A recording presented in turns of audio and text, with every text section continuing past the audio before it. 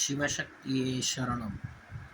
உதாரணத்துக்கு ஒரு ஜாதகத்தில் வாகனம்னா வண்டி மூலியமாக பிஸ்னஸ் பண்ணுறது, விற்கிறது, இல்லை சேல்ஸ் பண்ணுறது, இல்லை வண்டி மூலியமாக பணம் சம்பாரித்து வாழ்க்கையில் சுகம் பார்ப்பது.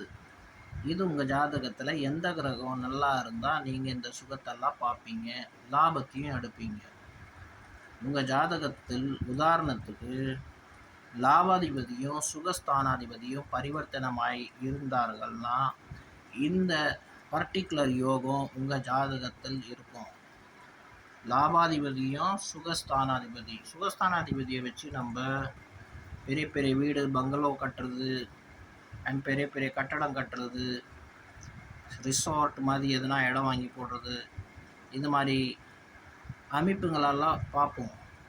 பட் நான் சொல்கிறது பர்டிகுலராக என்னன்னா, வாகனங்கள் புல்லட்டை வாடகை விடுறாங்க, டாக்ஸி விடுறாங்க, ஆக்டிவா விடுறாங்க, ஜேவிசி விடுறாங்க.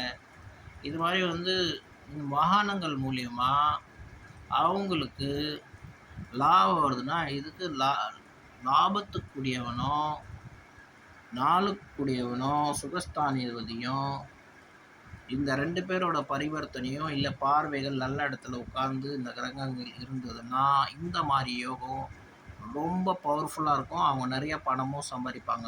ஓம் குருபிய நம.